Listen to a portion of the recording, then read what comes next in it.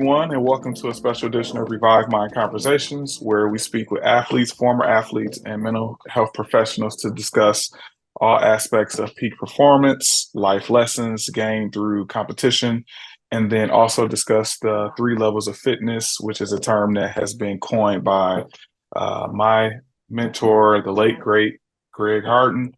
And those three levels of fitness include spiritual fitness, mental fitness, and physical fitness. So I have here with me today, which I am very excited to introduce, Natasha Hastings, and who is an Olympic and world U.S. national champion in track and field. She specializes in the 400 meter and the 4x4 meter race, or relay race. She's an influencer, an entrepreneur, a mom, a philanthropist. She's accomplished a lot on the track, and she also is a mental health advocate, in which she earned her master's degree in clinical mental health in order to eradicate the stigma around mental health in her community. She is currently a licensed professional counselor, also works directly with student athletes at the University of South Carolina, go Gamecocks, and she enjoys spending time with her family and friends, and especially her son. So, Natasha, thank you for being here, and I'm looking forward to starting this conversation with you. How are you doing today? Thank you. I'm excited to be here. I appreciate it. Awesome, awesome. So, I want to kind of open up with basically you kind of just taking us to the beginning for you and the sport and how you kind of got introduced into track and field. So, if you can kind of just take us to the beginning. Yeah, the beginning was before my beginning. Um, Mhm, both of mhm, my parents ran track. Both of them are immigrants from the West Indies. So my dad's Jamaican, well, my mom's Trinidadian, but she was born in London. She lived there till she mhm, was 13, and then her family. Anyway, so they both mhm, came to the States on track and field scholarships, had me. So it was just something that I grew up around. Like their pictures were all over the house. My dad was a coach at their alma mater, so I used to go out to practice with him. So I mhm, really can't say that there's like a period of my life that I don't remember track and field being somewhere in the picture. And then mhm, I would say I was probably 6 or 7 the first time my mom took me to the Women's Colgate Games in New York City. And mhm, it's a track meet that still runs to this day. In fact, their 50th anniversary is coming up, but anyone can enter. And so my mom and my aunt, they used to take me and my cousin, who's also named Natasha, um, mhm, to run in mhm, this meet. And then finally in 1996, when I was 9, um, mhm, the gentleman who would end up being my coach from then through high school discovered me there, and that's when I officially joined the team. So mhm, it, I say happened naturally. The mhm, beauty of that story as well, just to kind of big up my mom still has like some records, some childhood records back in London and mhm, even in Trinidad. So mhm, when I was introduced to my coach, he which by the way his name is Sean London, he said he saw me and he was like, "Man, that girl reminds me of Joanne Gardner," not knowing that Joanne Gardner was my mom.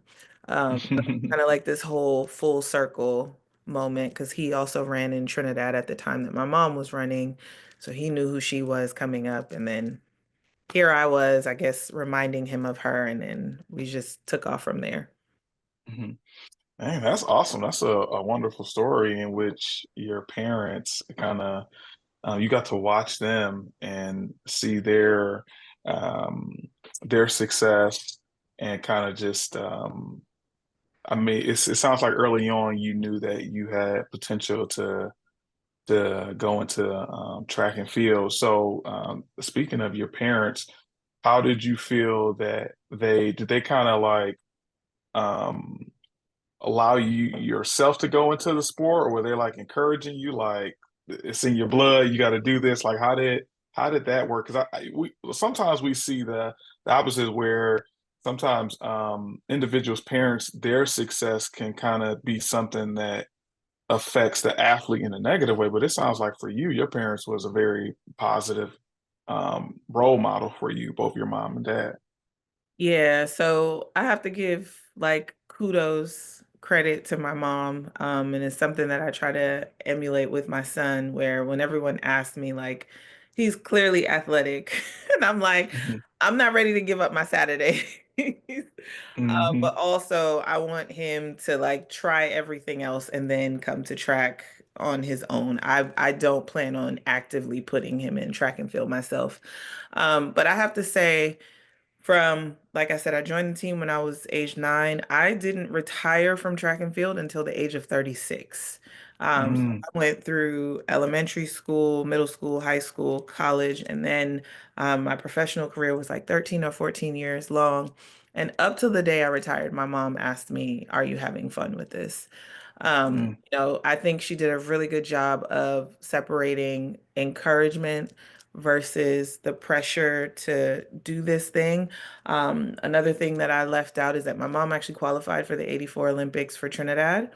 And then Mm. she had the audacity to give me her middle name. Natasha is my mother's middle name.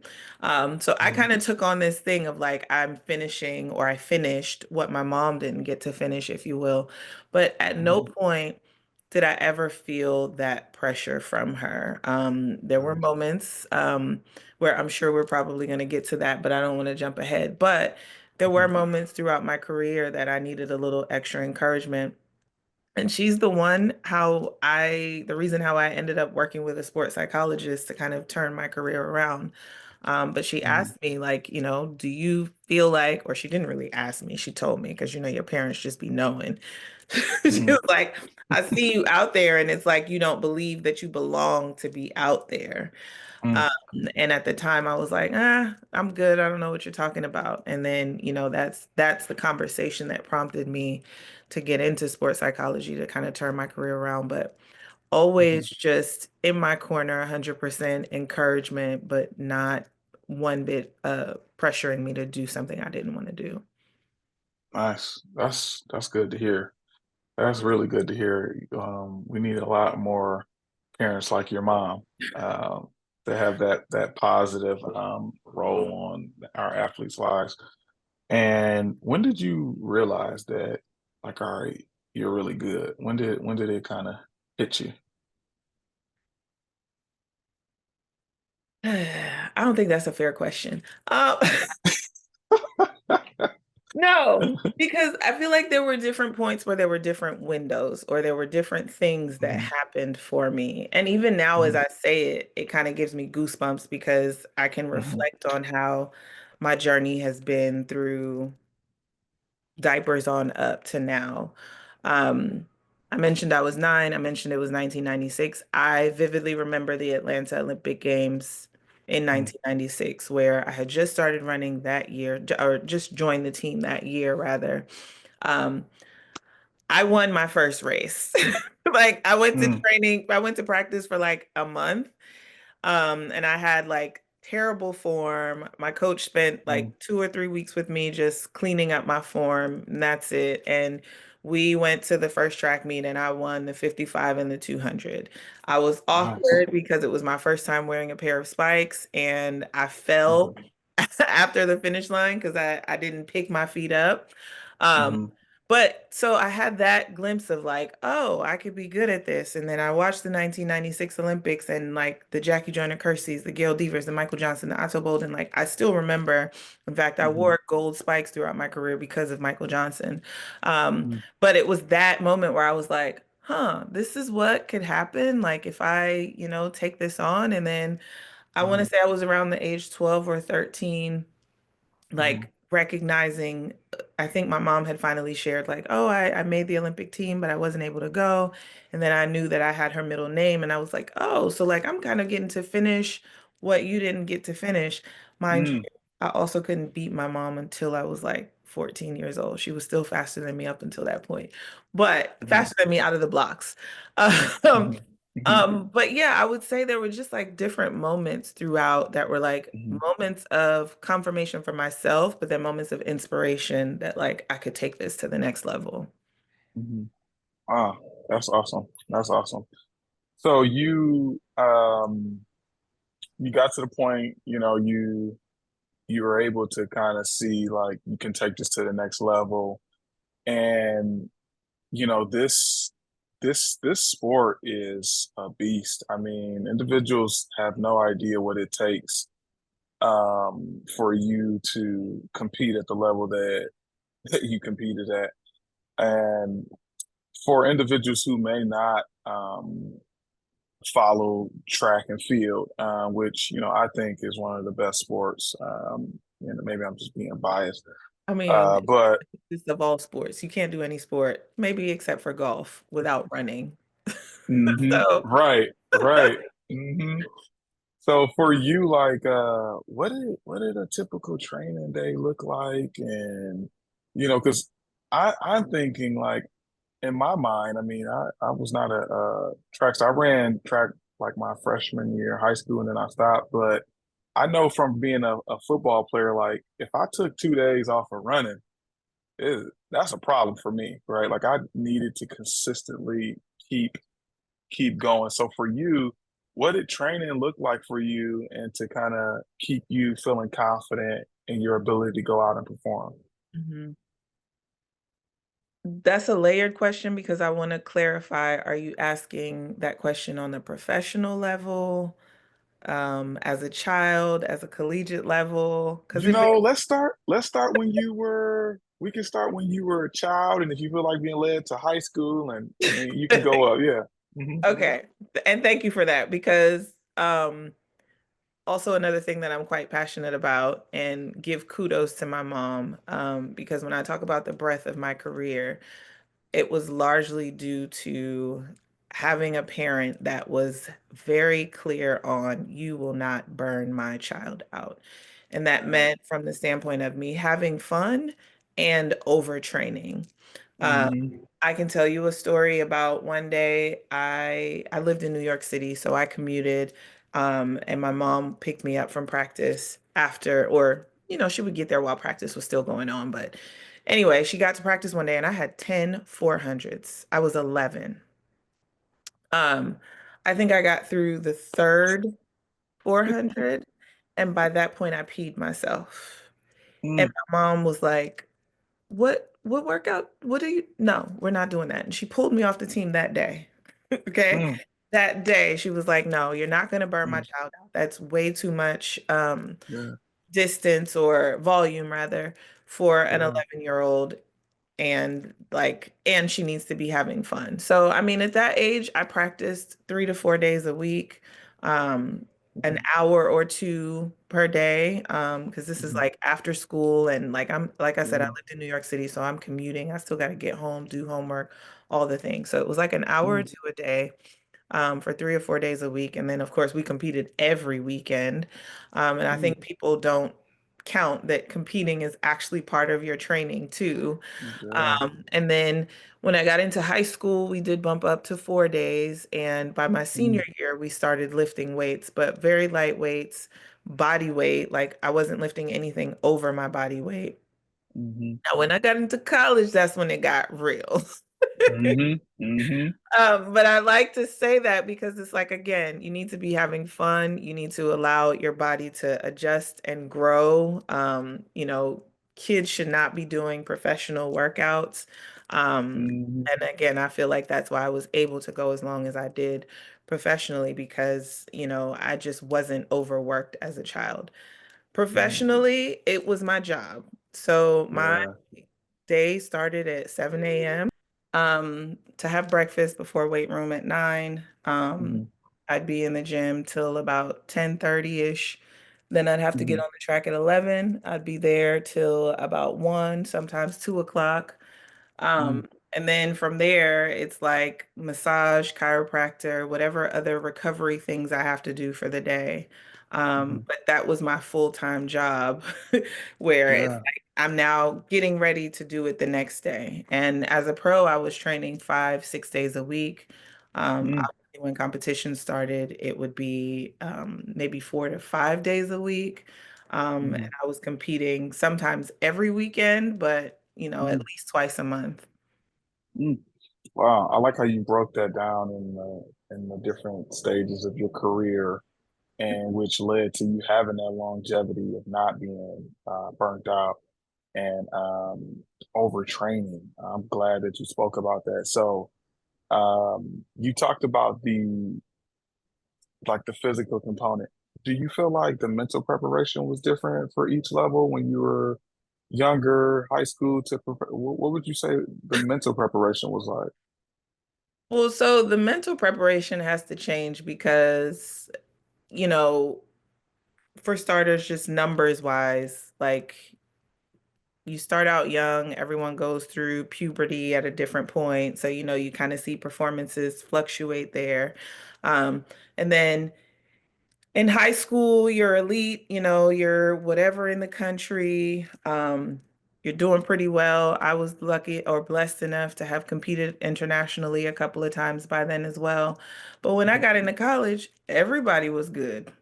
Mm, Okay. Like mm, everyone is in a D1 school because they are elite. So now, everyone is working hard. Now, yeah. what makes the difference is that mental edge, right? Like Hmm. anyone can go out there and put in a crazy workout. But if you don't have the mental toughness or mental tenacity to go out there and put that physical work to use, that, makes the difference. So, yeah, each level I would definitely say professional, forget about it. Like Hmm. that Hmm. was the point where it was like, okay, yeah, I really got to get serious about my mental game because if I don't have this intact, it didn't matter how hard I was training because Hmm. I would be focused on all the things that I didn't have any control over and it would just all go to waste. So Hmm. yeah.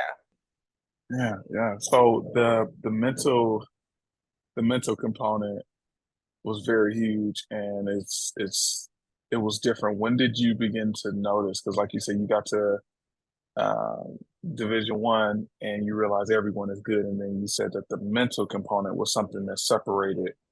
So, what maybe you could speak to when you begin to notice that, and then how your preparation for competition or even training changed, and what was that like for you? Yeah. So again, another thing where there were like a few entry points, if you will. It had to be like right at the beginning of my junior year or maybe towards the end of my sophomore year.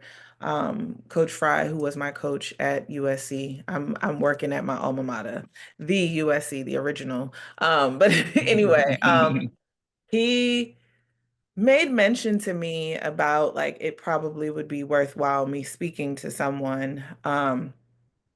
And at that time, I was in college. My freshman year was 2000, or I was in college 2004 to 2007. Um, so we had a mental health department, but it was literally just our psychiatrist. So I saw him a couple of times, and then it was more so my parents got divorced when I was about 12 or 13. And it was something that I hadn't really dealt with. Um, didn't have the language to deal with it. Yeah. People around with me, like mental health just was not a thing that, we spoke about Hmm. in our communities. Not to mention I come from a Caribbean community as well. So Hmm. just to put that into perspective. So Coach Fry had mentioned like, hey, I think it would be worth you talking to someone. So I had a couple of sessions with our psychiatrist, who's still our psychiatrist now, and he's my boss basically. Hmm. um, so that was the first entry point. And I would say in college, I remember him recommending a book to me that I still actually recommend to some of my students called Mind Gym. And it was a book on like the author had interviewed like several different athletes. So there were quotes in there from like Tiger Woods, Michael Jordan, Kobe was in there. And so it was all on mindset skills and, just having positive self-talk. And so I would take like quotes from that book, and each week that I went into a meet, like I would take one of the quotes, and that was the quote that if it resonated with me, that's what I took into the meets. Then now when I turned professional and I hit a roadblock and had that conversation with my mom then introduced me to a sports psychologist that I would end up working with for about a year or so, and on and off here and there throughout the rest of my career. But yeah, it was, different entry points where, I would work with different psychiatrists And Mhm. even though he was a psychiatrist, the clinical in me is like, I didn't have any medication. We just had a couple of sessions. Uh, Yeah. I wasn't diagnosed with anything, but Mhm. I can now admittedly say out loud that I suffered with performance anxiety and having Yeah. negative self-talk. And so dealing with it along the way Mhm. definitely reared its head at different points throughout my career. Mhm. Yeah, being an Olympic weightlifter is one thing when you come to that realization, like, all right, I'm getting in my own way. I know for me, I would get on stage and then all the lights and the cameras and all of the crowd, all of that was taken away from what I needed to do. And then I had that aha moment. I think like with your mom was like saying like, oh, you should maybe speak with someone. So and I'm glad you talked about too that going to see a sports site doesn't necessarily mean that you may qualify for a mental health diagnosis, but you can still have performance anxiety that can impact your ability to perform well in a meet, because you can hit all the times you want in training, but it counts in the meet. So especially when you have qualifying meets to determine where you go. So for you, I don't know if you feel comfortable maybe talking about what was some things that maybe helped you, or how did that sports psych person help you kind of get over the hump of the performance anxiety? Yeah, so I speak very candidly about this. My very first session with him, so the full story, giving you the short version of the story, is I had that conversation with my mom right after the 2012 Olympic trial. So to your point, a qualifying meet. I had missed the Olympic trial, missed the Olympic team by one spot. He happened to be sitting next to my mom in the stadium and Mm, basically told her like, "Hey, I've watched your daughter over the years. I think she has great potential. She's just not tapping into it. Here's my phone number. Would love to work with her." So then my mom checked me and mhm, I mean, I went through the gamut of emotions of like, I'm done. I was 25 or 26 at the time. And mhm, I had already went to the Beijing Olympics and won a gold there. So I was feeling like if I'm not making it now, like I need to go back to school. Like I'm done with this, right? Um, mhm, so I ended up finally using this phone number at the beginning of the season, or maybe it was a little bit before the season started, the following year after 2012. And mhm, it was our very first session, and he said to me, "So what are you saying to yourself when you're standing on the line?" And I was like, mhm, mhm, like, I don't want to be here. This is going to be mhm, 50 seconds of pain. I'm going to die mhm, the last 100. Like, it was just like mhm. negative thing after negative thing of like, Yeah. why? Like, I just wanted to get through this thing and get off the track and be done. And I will never forget. So, this was 2013. We didn't have Zoom and telehealth and all that. So, we were just on the phone, but the Yeah. phone went dead silent. And then he was like, my gosh, you have lost the race before the gun has even gone off. Wow. And I was like, okay. Wow. Mhm, So I met with him about every week or every other week at that point, and we just literally took the time to change my language from negative to positive. mhm, He taught me to, lose sight of the things that I had no control over. So, like I said, we started working in the fall of that year. And when I tell mhm. this story, it sounds very simple. And Yeah. it's just like change your negative thoughts to positive thoughts. And it's like, okay, great. Well, now how do I actually do that? Like we Mhm, went through that process of like identifying, like, wait, this thought is not helpful. That's not what I need to be thinking right now. What is the thought that I actually need to have? And it was a week by mhm, week process. And I would say my breakthrough is I remember having a track meet in New York City. Um, it was just a few weeks before the US trials mhm, that year. mhm, And I'd had a bad meet. I went to Doha, Qatar, had a bad meet. mhm, And we're like, okay, let's regroup. We don't know if we need to go to New York because me going back in front of my home crowd was like a thing where we were like, we don't know if she can handle the pressure of going back to New York. mhm, So anyway, we obviously decided to go. It was a cold, rainy day. I had lane 7, and I just remember the entire warm up. I just kept saying to myself, the sun is shining in lane 7. I Nice. remember visualizing how I wanted to run my race, and like I'd started Yeah. visualizing like the way that I wanted to pump my arms, the way that I wanted my feet to feel when I Mm, strike the track, like how I wanted my hips to be. I became very granular about the things that I would like, how I would visualize myself executing my race. And that's just what I focused on. Like I literally just kept saying, the lane is shining in lane 7, and I'm gonna pump my arms. This is my race plan, and that's that. The gun went off, and that had been like, it was, I think I came second in the race, and it was mhm. my fastest time in like 5 or 6 years. And then Nice. 2 weeks later, I went on to win the national championships after not making the Olympic team the previous year. So that was Wow. like my breakthrough moment. But Mhm. it took a whole year of me and Dr. Friedman like breaking down my language and really training my mind Mm, mm. to focus on the things that I needed to focus on because I had been training my body, I've been training my craft, but I hadn't trained my mind to go out there and execute. That's that's special right there. I Yeah. love to hear that. That's special.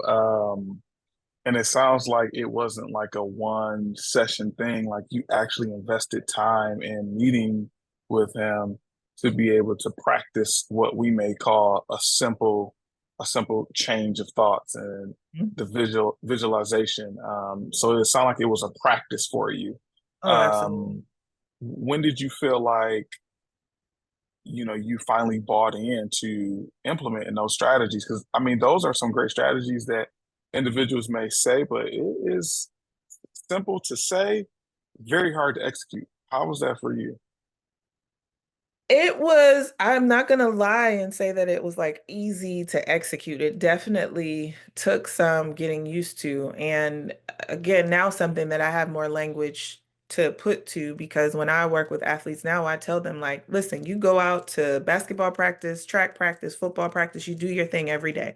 You don't think twice about it. Like you're just in autopilot, you're doing it, but you'll never do it.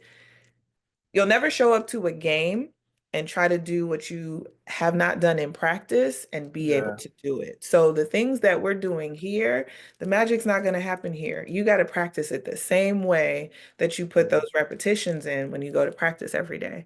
And that's what I had to learn that like, yeah, I go to practice and I put those reps in, but I still have to, the positive thoughts, I wouldn't have had those thoughts to say if I hadn't practiced them in a low heat situation, Mhm. a non-threatening situation, right? Like I had to Mhm. have those things on the ready for me to pull because if I'm already panicked, how am I going to pull something out of the bank that's not there? So Mhm. I really had to like buy into, like you said, the time that it took to make that call every week, the financial investment. Mhm. Of course, by then I Mhm. was pro, so it was a choice, right?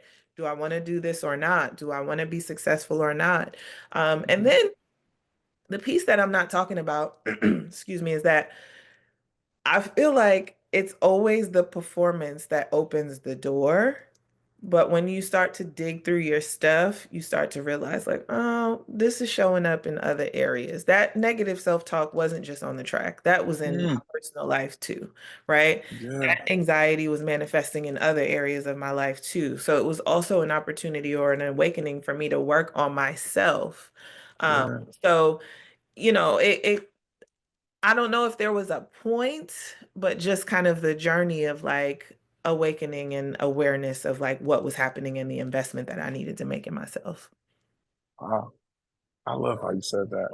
Did you notice other areas in your life, maybe off the track, getting better as you begin to do the mental work for your performance? Yeah, my relationships, my relationship with myself, you know, Mm-hmm. I'm sure we've all heard the saying, now, would you say that to your best friend? So why are you saying that Mm-hmm. to yourself, right? Mm-hmm. Um, Mm-hmm. now even as and I also want to say it is a continuous journey. It's not something that ever ends, right? So Yeah. my son has busted in here a couple of times. Um, Mm-hmm. I don't know. We need to come up with another term because I'm a single mom, but I'm dating, right? But Mm-hmm. how I show up in relationship was another Yeah. thing that like I had to address of like, am I showing up as myself? Am I showing up feeling Yeah. worthy of the things that I say that I desire and want? taking it back to, Mm, you out there on the track and you don't look like you believe you belong here, So again, that mm, dealing with that self-worthiness and, you know, speaking to how I feel and how, I reciprocate you and all the things. So it's a continuous journey mhm, it's a performance thing. And I think if we really kind of take a step back, we're always performing, but are we performing in our full, true, authentic selves? mm. Wow, that's awesome. I like that. What would you say is your recipe for peak performance? Ooh, a recipe for peak performance. That's loaded. Yeah, it is. I think, I think it's audacity. Hmm. It's Hmm. audacity. I I believe that hmm, I just had a moment of reckoning. Stop using the word was. I am Hmm. successful because I had the audacity to believe. Ooh. Um, I Hmm. remember having, in fact, I retired after I had my son, and no one predicted COVID. So the way things were going, I was supposed to have my son, and I had 10 months to be ready for the Olympic trials. And I was like, I'm doing it. And one of my best friends was like, um, but what if it doesn't happen? And I remember saying to her, like, what if it doesn't? What do you mean? Right? Like that's not a space that I operated in. And Hmm. I had to have some tough conversations when I realized what I was doing because throughout my career, there were people that I put in boxes that like Hmm. throughout the season I wouldn't deal with them because I didn't know then how crazy what I was trying to do was crazy. Yeah, But yeah. I also knew that I had to be surrounded by people that had similar goals, had similar dreams, and were working towards similar things. So, not Yeah. necessarily doing the exact same thing, but like going after this sort of greatness. But I mean, going to the Olympics, I placed fourth in the 400. And Mm, you know, up to a couple months ago, my mom was like, you always talk about your gold medals, but you never say that you placed fourth in the individual 400. And that is an accomplishment in itself. And I had to sit back and I'm like, yeah, because I am of the 1% of the 1%. And how hmm. dare I have the audacity to believe that that is Hmm. even possible, right? Like, Hmm. Hmm. there was a time that in my training group, there were some people training with us, and one of the guys said, well, my goal is just to make it to the Olympic trials. And me and my training partner, Michael Tinsley, silver medalist in the 400 hurdlers, we looked at each other and we were like, it's just to make it to the trials. Like, if I don't make the team, that's a disappointment. Like, Mm, to know what the qualifying standard was for the Olympic trials. And I'm not saying this as it's coming out of my mouth. Now I sound mm, like my clients where I'm like, you can say whatever you want to. But as it's coming out of my mouth, I hear the mhm, arrogance in that. But like mhm, I didn't know what the qualifying standard was for my event because I was doing it in my sleep. Like if I'm not qualifying for the Olympic trials, why am I training for the Olympics? Like mhm, but I just had that audacity to believe that the impossible was possible. And mhm, no one was going to stop me or get in the way. mhm. Audacity. That was Yeah. a long-winded Mhm, mhm, audacity mhm. has to be the recipe. Nice, nice. So I love that faith and belief that you have in yourself. And one thing that I mentioned earlier that Greg Harton coined is the three levels of fitness: the physical, the mental, and the spiritual. Do you feel that your faith at all contributed to that audacity to believe, or was that something that was a part of you being who you were in the track world? Absolutely. The last thing I did before I got in my blocks for every race was God's will be done, and I did the sign of the cross. And I also let go of all expectations, Mm, right? Because at the end of the day, what you have for me is what is for me. And I also learned that even when I had my moments of failure, he never left me. Mm, So if he's never going to leave me, how can I not have faith that we got out of that one? We're going to get out of this yeah. one. We're going to do this. It might not be this time. I didn't make 2012, but I came back in 2016 and not only went home with another gold medal, but also went in the individual. Mhm, So it was, yes, I did the work. Faith without work is dead, right? mhm, But I also, mhm, once I did the work, had to release it to him and his will be done. And whatever that will is, hopefully I'm happy with it. But if I'm not, I know you're not gonna leave me either. So, mhm, so yeah, absolutely. mhm. That's nice. That's nice. Given that, can you talk a little bit about some of the differences between the failures and the wins, the success? Do you feel like, I don't have my um, wins without my failures. okay, okay, I don't have my wins without my failures. And some of what I attribute to like that change in language with self was also my change in relationship with failure. If I mm, didn't have missing that team, I probably never would have been connected with Dr. Friedman. Um, if I continue to be afraid of failure, i.e., letting go of the expectation, how do I know my fullest potential? So mhm, I had to not be afraid of failure, but also not making the Olympic team, made coming back and winning the national championship the next year and then going on to the world champ, it made it that much sweeter. mm, So without my failures, like I hope I don't have to fail, mhm, but I've also learned that like it's sometimes a part of the journey. Even in the failure, there's beauty and there are small wins that are meant to be celebrated. So yeah, I learned to change my relationship with failure. It's not a mm, bad thing. Sometimes it's necessary for the journey, and it's just an opportunity for you to grow, for you to mm, change, for you to excel. mhm. Sometimes you feel so bad, there's nowhere else but up to go. So, I really had to change my failure and change my relationship with failure and not be afraid of it. Mm. What about success? Sometimes success can, how we may view like failure is a bad thing, but as you said, failure is not always a bad thing. And sometimes success may not always be a good thing. Has there been times where some success that you've had kind of maybe hindered you in any kind of way?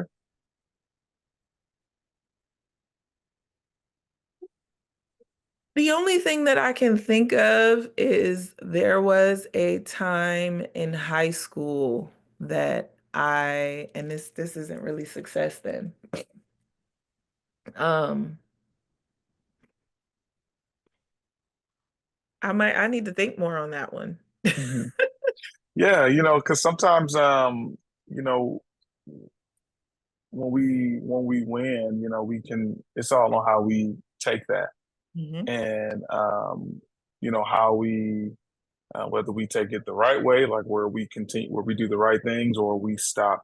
Maybe the hunger isn't there. I mean, we all take it differently, but I'm just wondering for you, was there ever a time where maybe you repeated some training things and you may need to just switch up some training things because of the success, or I don't know if you ever had to like change coaches, and I things like that. So, I uh, changed coaches quite a few times, mhm, more than I would like to admit. mhm, Um, but I wouldn't say that those changes came out of like success. success. Hmm. Um, the story that I was going to tell earlier was where I felt like, and I'm cautious about this because I do think there's a difference between being humble and being confident. Yeah. But there was a point where I maybe got a little overconfident and I said some things, and my mom and my coach actually checked me on it, Hmm. because someone had beaten me that I was Hmm. not happy with. Hmm. And I said to her, like, that'll be the last time you beat me. And my mom and my coach were like, no, ma'am, that's not how we do things. Um, Hmm. And I don't think she ever beat me again, but it was also I'm grateful that there's some people that don't have the um humbleness is the word that's coming up again to Yeah, receive the message yeah. that, my mom and my coach gave to me that day. Hmm. Um, and now as an adult, I look back on that and I was like, girl, that's not even who I am, right? Like, Yeah, yeah. so the fact that I even behaved like that is embarrassing. But Hmm. that's really the only time that I can think of that like I feel like um Hmm. because I mean I was always there was always like a bet of like, and this is not healthy, but there was always a bet of who was gonna be the first one to throw up. Um Hmm. like I had if to me it was a great workout if I threw up, like, oh, I pushed myself to a new limit today. Um Hmm. so yeah, I don't know. I would have to spend some more time with that. Hmm. Okay, that's fair. I I do don't think like how I you don't think I'm talk. immune to it. So it probably has happened and maybe I just need to think some more. Hmm. Well, I do like how you talked about the difference between being confident and cocky. I don't know if you want to elaborate a little bit on that because I do see that within some of the youth that even that like upcoming athletes where they're just getting these messages from the media and they're trying to sift through and learn, you know, how they need to be as an athlete. And I think that's a very good topic, the difference between being cocky and confident. Can you elaborate on that?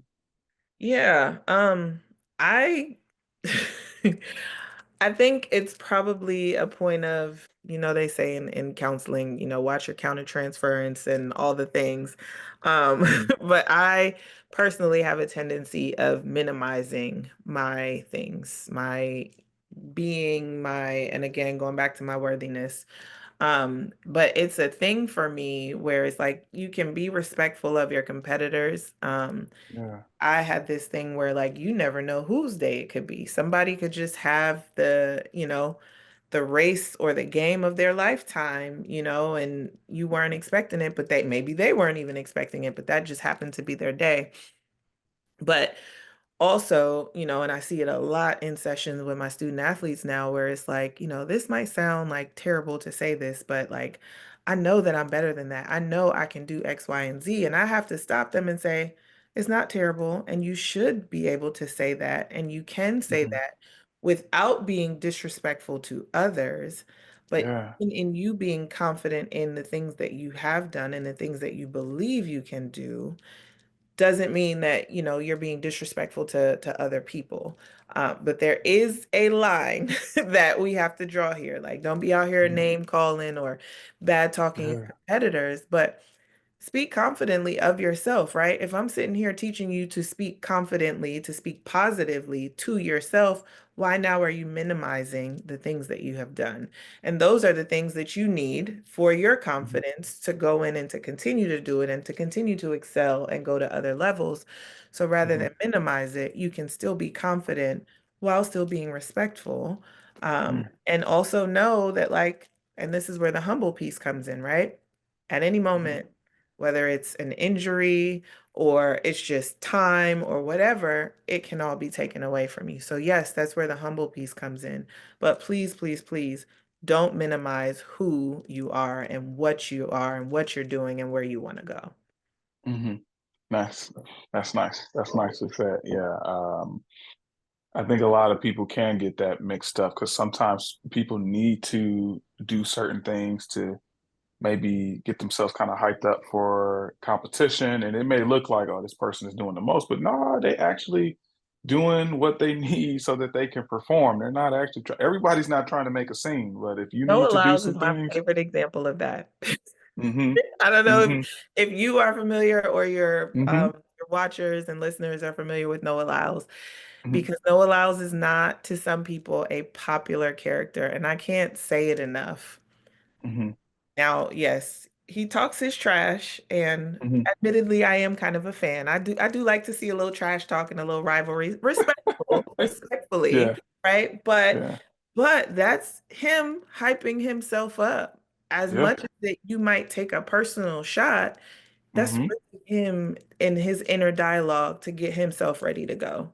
Mm-hmm. Much like apples to oranges, but a similar thing. Like when we talk about like hurt people, or, how sometimes we treat others is also sometimes a reflection of ourselves, where it's Yeah. like, you got to be able to separate that ain't them. Yeah. That's not Yeah. you, right? Like that's Yeah. them doing whatever it is to make themselves feel good.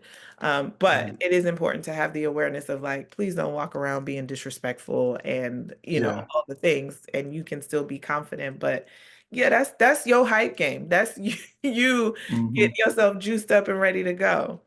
Hmm. Yeah, yeah. No, I love Noah Lyles. I think he's necessary for the track world. I Yeah. mean, because it's so much hard work. It's so much hard work, and it like what you said earlier. Your mom said, "Are you having fun?" And if that's your way of having fun, and you're not putting anyone down, hey, I'm all for it. Go for it. Yeah. So for, another part to you, which is exceptional, that, you're a licensed professional counselor. Can you talk about what it took for you to get those credentials? Because, what we've seen since 2020, there's a lot of people that love to work in this space and they don't have the credentials to do it. You have Yeah. the credentials, you have the resume just as an athlete. What did it take to become a licensed professional counselor? So, funny story. Not so funny because I feel like most of us end up in this space because of our own stories. Um, Mhm. so I mentioned earlier, I had my son. Mhm. 6 months after my son was born, I became a single mom. Mhm. My mom again looked at me and was like, I don't know what you're about to do, but you need to get back in therapy. And so I was living in Austin, Texas at the time. That's where I trained for most of my professional career. Um, and everyone that I spoke of earlier, Dr. Friedman was a white man. Dr. Malone here at South Carolina is an older black man. I Googled black female therapists in Austin, Texas, and Mhm. the list was like glim. Mhm. Okay, but I Mhm. found this lady named Raisley. Still work with her to this day. And started working with her. And one day, it was probably like our third or fourth session. We're sitting in session. I got my baby with me. I'm breastfeeding him in session. And somehow I'm just sitting there and I was like, I feel like this is what I'm supposed to be doing. And Mhm. I left that session and I started researching. I also have a nonprofit that's defunct right now, so I won't say anything Mhm. about, I won't say the name, although you can probably just Google it, but life be lifing. And I was like, Mhm. I'm already doing work with girls that like I need to go get this licensing. And I often also say that especially for women in sports. Like we need more journalists. We need more women in Mhm. the boardroom making our decisions. We need more Mhm. photographers. When I look at Yeah. the cameraman that's out there, when you see us being portrayed unfavorably in these little itty bitty uniforms, it's always a man behind the camera. We need a woman that's out Mhm. there telling our stories, portraying us in the light that we want to be portrayed in. And I was like, oh, girl. Sounds like you need to take your own medicine. So I Mhm. actually enrolled in school. I started online Mhm. that spring. Um, Mhm. and then, the Olympics were postponed. And then I got a phone call from Coach Fry that was like, hey, I hear you're in school. I got a position. I'll pay for it. And I was like, if it's free, it's for me. So that's how I Mhm. ended up back in Columbia, South Carolina. Once the Olympic trials were over, I packed my son and myself up and we moved back here. 2 years in the program, 2 years of, let me tell you, my first day when I was asked to create an Excel sheet, I was like, y'all, I've been an athlete for the past 36 years of my life. How do I, what? An Excel? Uh, like it was learning how, like all over again, how to be a student. But it was tough, but I enjoyed the journey the whole way. I love my school. I'm at a PWI, so there's a, I'm an alma mater, so there's that connectedness, if you will. But I'm also very unapologetic. Like I'm here to black up the space. Like 75% of Mhm. your student athletes are black, and we need practitioners that look like us. There's a reason why I Googled black female therapists, right? Because of my Yeah. experience in the space with no one looking Mhm. like me. Now, as an athlete, And a black athlete, a black female athlete, it's like the intersectionality of who I am. I was like, I have to show up for my people in this space. So that's how Mhm. I got here.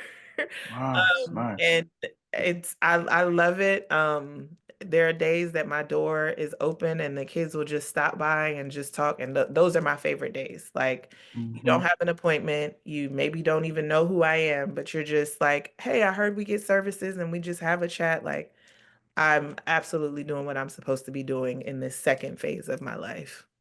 Mm, nice, nice.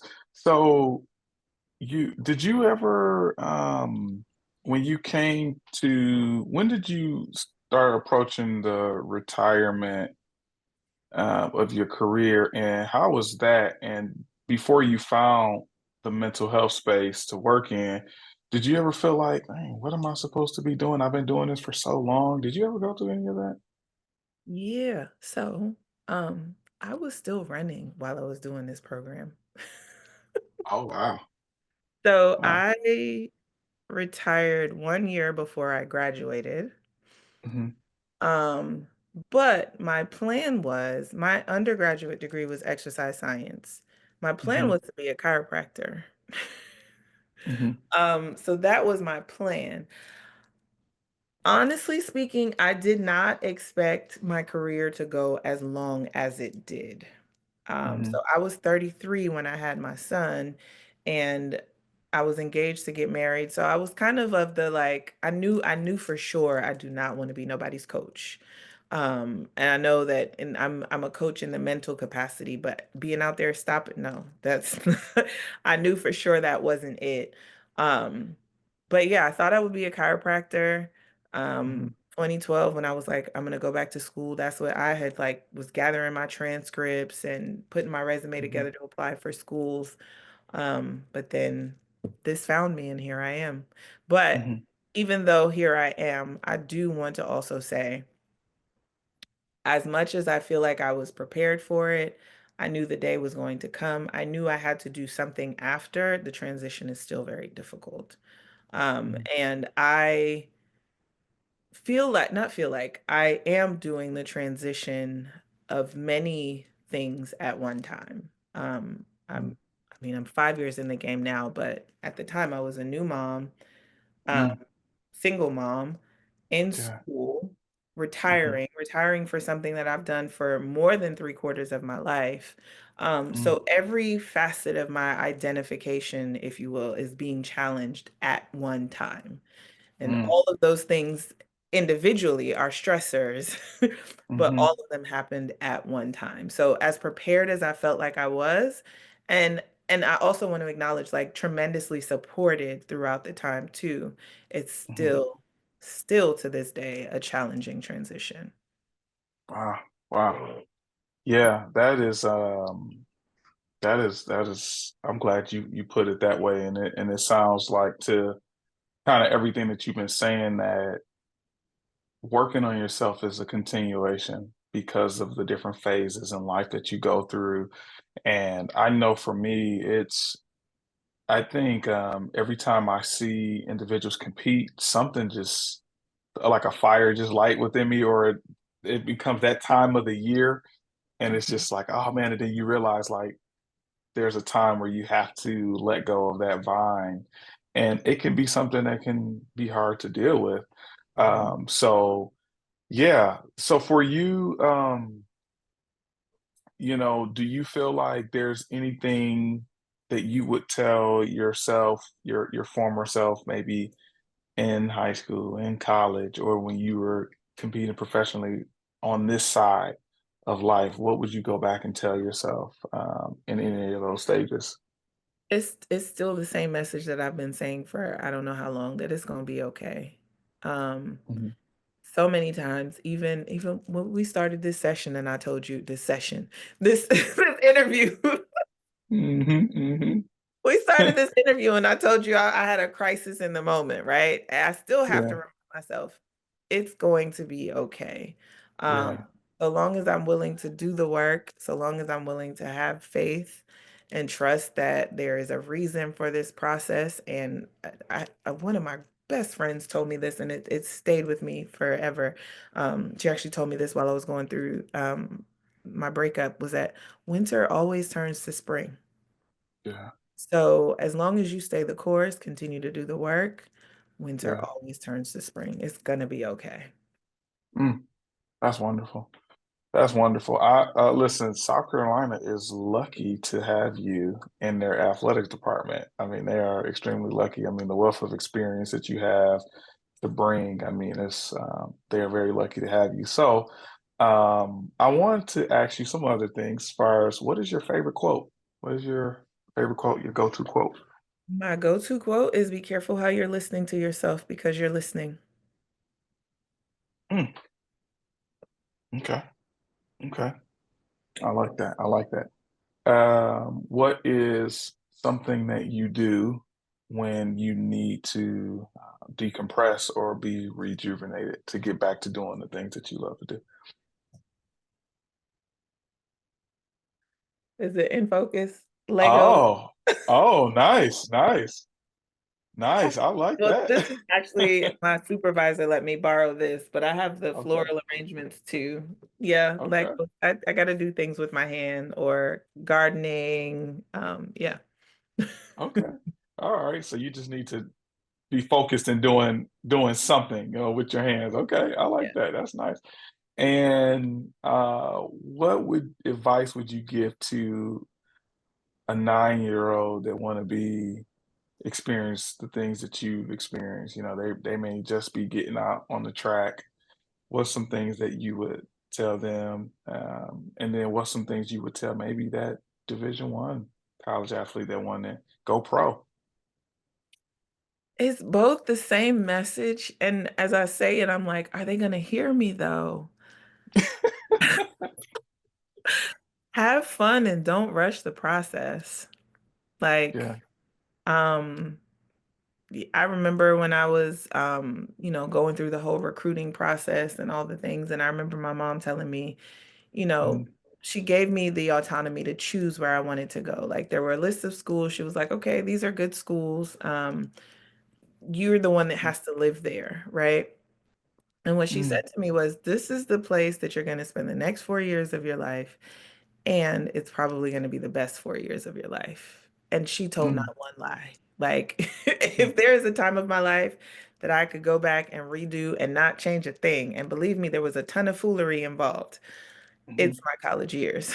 Um, mhm, but mhm, also knowing the foundation that was set for me in terms of allowing me to be a 9-year-old, be an 11-year-old, be a mhm, 16-year-old. My prom was the night before my city championships. My mom was like, you have to go to your prom. You only have one prom. What do you mean? Like, mm, still you gotta still be a kid and don't rush the process. mm. Wow, that's awesome. That's awesome. And who was someone, I know you had your parents, but who was someone that inspired you, or that you looked up to when you were coming up? It's not, they are not my, I feel like when I get that question, the expectation is that it's another track person. It's Venus and Serena. Mm, Um, and funny enough, this is the first time in 38 years that I've ever had beads in my hair. But mhm, um just there, and if you followed my career, you would see where that influence came from. But as much as they are my contemporaries, if you will, but like them just showing up on the court and being unapologetically them. Um, yeah. maybe their dad was saying it more than them at the time, but being unapologetically black, these two black girls from Compton, LA, that came Mhm. and single-handedly or double-handedly changed the game, right? Mhm, But also being this example for little black girls to look at and say, I can go out there and be my full authentic self and mm, still play to a high level. Because I think that as women, where there's the game is changing now, thankfully. But, I've received a lot of criticism for, I competed like this, minus the braids, but the bright lipstick, I mean, not the braids, the beads. The bright Mm, lipstick, the lashes, like this is how I showed up to compete. I was the 400-meter diva. mm, But like that's who I am. This is how I show up, and I'm gonna show up in my fullness. And mhm, they took that on from very young age, and people were mad, but they still did their thing. mm. Yeah, yeah. Love the Williams sisters. Yeah, yeah, that's awesome. So, as we wrapping up, I thank you for your time, and you touched on some great things that I think will be beneficial for so many people. What's one message that you would like to give to current athletes and individuals who, maybe they're not an athlete, but they have a high performing job where they have to perform well and they have to, um, you know, make, make the numbers or make the quota. What's a message that you would give to them? I think it's actually the same for both in that and I actually get this from another sports psychologist that I work with, Mike Gervais, that we are really good at training our bodies and our crafts, the things that we do, the things that we're good at, but we are not good at taking care of ourselves. And that's training this up here. Mhm. And so like really taking the time to indulge in Sounds like self-care. self-care is the message, Yeah. taking care of yourself. So yeah, I appreciate everything that you've given. I just feel like you got so much wealth of knowledge. I may be asking you to do another one again, but I appreciate you When I finally and get my podcast up, I'm gonna have you on too. yeah, yeah, yeah. I would love to try to return the favor. So, you're doing a lot and you're doing good things for the community, and I'm just happy to be able to connect with you. And yeah, I enjoyed this, and I am going to close out here with this special edition of Revive Mind Conversations. And thank you all for listening.